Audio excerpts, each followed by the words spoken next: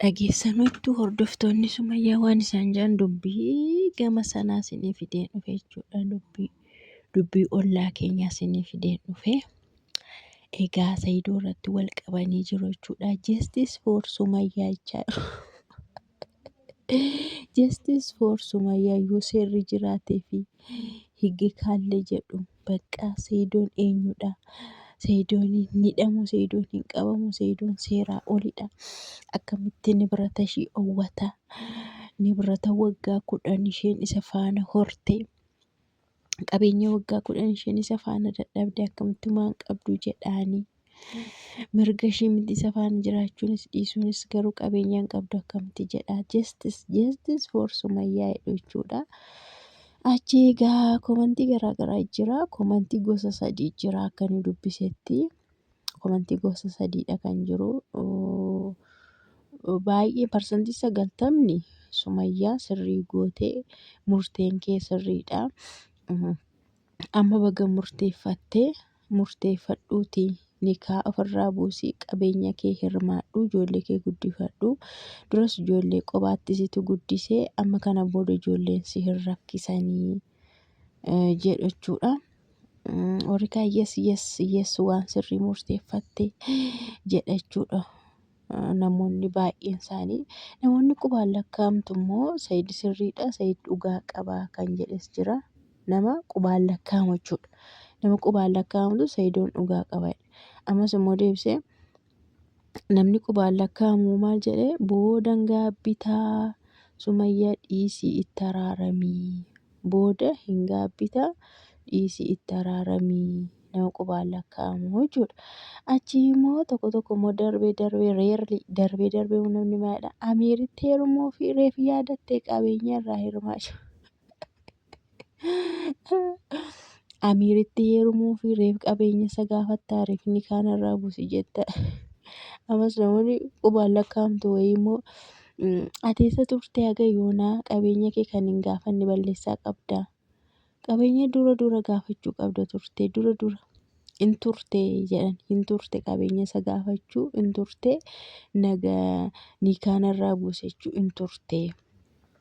Eessa turte amma kana hundumaa maal eegaa turte jedhanii baay'ee turte jedhanii na komantii garaagaraa jira jechuudha. Komantii garaagaraa jira. Achi warri kaan Saayidii haraamiidha warri jedhes jira jechuudha. Haraamiidha haqa dubartii nyaata kan jedhes jira jechuudha. Saayidiin saree, Saayidiin maali, Saayidiin baalagee warri jedhes jira.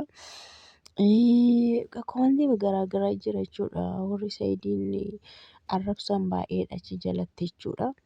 Kanaan dura Sumayyaa hin baay'iste ijoollee keetti agarsiisi, ijoolleetti agarsiisi warri jedhanii nama ijoollee itti agarsiisi jedhee barreesse illee jala seenanii arrabsu. Dhugaa waaqaa isiniin jedha. Amaariffuma yeroo barreeffamu jechuudha. Sumayyaan baay'isteeti ijoollee itti agarsiisii baqqaa warra jedhu hin arrabsummaa inni jala seenanii jechuudha. Ijoollee oskuuma barbaadan jechuudha. Isaanis Sumayyaa gargaaranii oskiidha natti fakkaata. Haamaraatu oskiidha natti fakkaata. Hin arrabsu. Namoonni tokko maal jedhanii ati karaa nagaa deemii. Amma ijoollee isaatti agarsiisi isa booda himadhu. Achiinuu seera qabeessaan qabeenya keessii hiraa. Warri jedhes jira. Namni tokko immoo maal jedhaa? Ati qabeenya yeroo Yamanii hunda zaraftee hin deemne hunda guurrattee deemtee miti mana qullaa hambistee saachii mana qullaa hambistee deemte mitiiyyuu kan jedhe jira.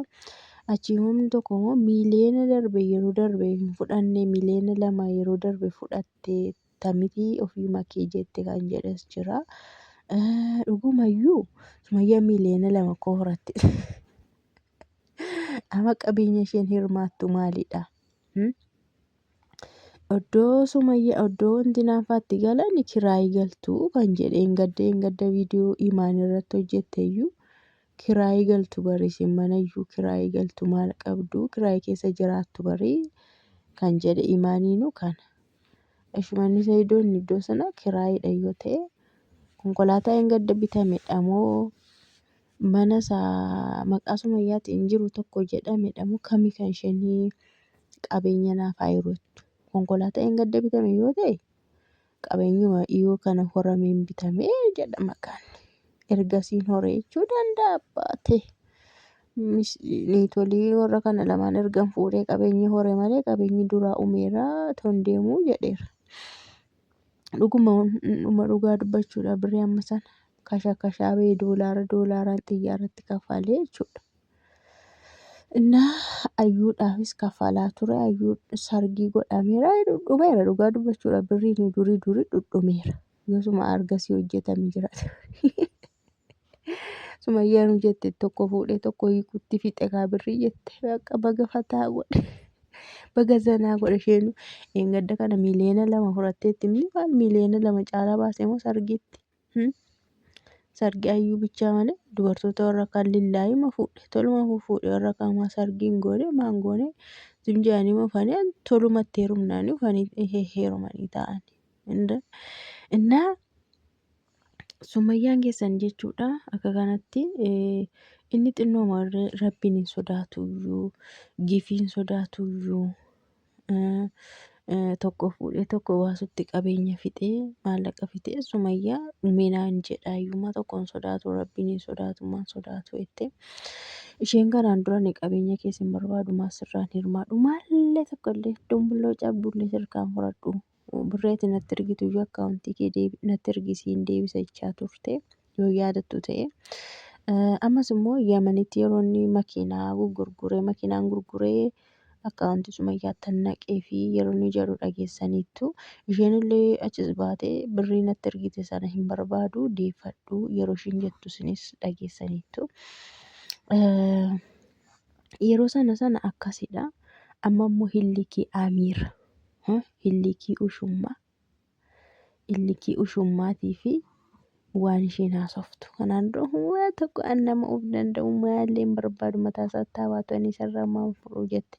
Amma immoo hillikii ushummaa ishiitiif jettee Amiiriif jetteetu Sayidoonni kaanarraa haa buusu qabeenya naaf haa hirottee dhufte jechuudha. Dhiitanii isheen illee hillikiidhaan dhufte Sayidoonis hillikiidhaan itti deeme jechuudha. Malee dhuguma Sayidoon qabeenyi waan isheedhaa kennu waan isheedhaa hiruu dhabee miti dhugaa dubbachuudhaaf. Isheedhaa waan kennus waan hiruufis dhabee miti. Waan hundumaa isheedhaa godhuu danda'a garuu amma maalidha isheen ushummaatti heerumuu fetteetudha. Yookaan immoo ushummaadhaa kaasaa kennuu fetteetu sanni of waraanee mucichisa of waraanee kaasaa isaa kennuu fetteetudha. Kaasaan hin jiru kaasaan isaa mana hidhaatti homtuun kennamuuf mana hidhaatti darba ganaa kaasaan mana hidhaatti dabarfama kaasaan isaa jechuudha. Dhugaa dubbachuudha baay'ee tokko nama dhibdis namoonnis baay'ee nama dhibu.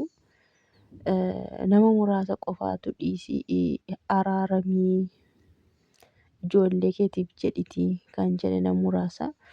Ani garuu namoota kana hunda keessaa nama warra araaramii jedhu kanan galateeffadha. Dhugaa waaqa waa barbaade Sa'idoon irratti fuudhee irratti hiikeetii Sa'idooma kana wayyaa sababni isaa ijoolleen ishii kun jalaa tasaqaayya'u. Jechuudha. Sumayyaan ganaadha yoo argitan nama ol galee ol deebi'ee balbala cufatee taa'u yookaas gabaa jireenya dhiirarraa adda bilisa taate gabaa akkanaa keessa baatee nama ijoollee qofaa guddistu miti maaliif umurii ishiitu ganaadha. Dhugaa hin dubbanna ta'e umuriin ishii ganaadha. Ganaadhas kan isheen jiraattu gana dhiira faana hin jiraatte jechuudha maaliif nama waan taateef gana hin jiraatte jechuudha heerumtee jireenya akka kanaa hin jiraatti ganaa umuriin ishii ganaa waan ta'eef jechuudha. Kanaafiyyuu ijoollee ishii kana fuula abbaa ormaa ilaalchisuurraa Sa'idoon osoo 50 fuudhee 50 hiikessatti deebi'uu isheedha wayya. Ijoolleen ishii nagaadhaan guddatu, siqiqii malee guddatu, arraba tokko malee guddatu, osoo hamileen isaanii hin cabiin, osoo waan biraa isaanirra hin gahiin ijoolleen ishii guddatu. Kanaan moonyutu beekaa nama isarra gahe. Abbaa ormaa immoo nama isarra gahe qofatu beekachuudha iccitii kana dhugaa rabbi. nama isa irra gahe qofatu beeka. Nama sana qofatu dhugaa si ba'a. Sumayyaan amma hin beektullee hin agarrellee jechuudha. Abbaan ormaatu biileenarra dhumaa addunyaarraa ta'e sanuma baqa hin jibba baqa keessuma isaatu isa jibba.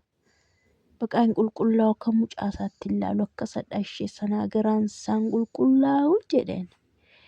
Kanaaf Sumayyaan sanuu ijoolleen ishee durba dhalachuu durbadha.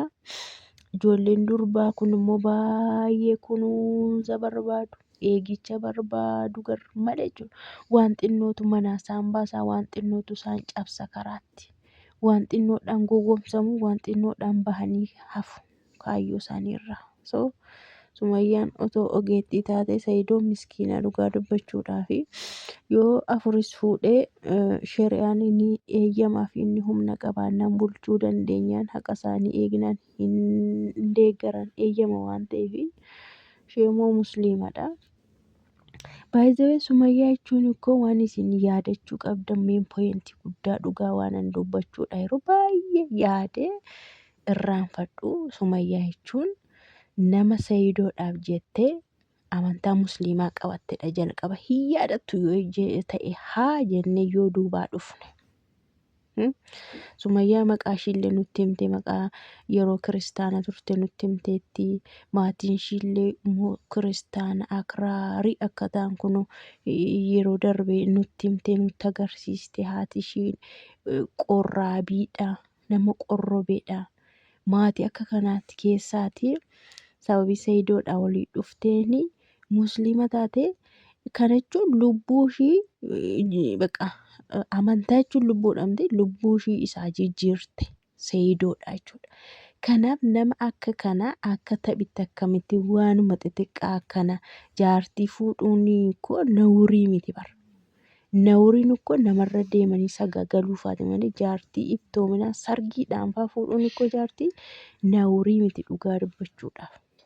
Tiboonuu qabdi. Nama akkasii amma isheen kaatee Sayidoonutu hamma kana hin fagaatiin koo dhiyoomattiyyuu nan dhiisa jedhee ture bara yeroo ayyuu. Isheetu beekaa waan hin taane keessa sagaggashee hillikiidhaan malee jechuudha.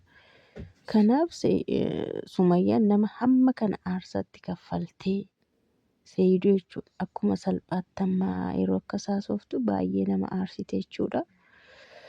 Anyways Sumayyaan illee hiriyaa gaarii hin qabdu. Dubartii hiriyaa gaarii kan gadi qabdee ishee gorsitullee hin qabdu. Akka itti himtee ishee deebistullee hin qabdu. Hundi isaaniiyyuu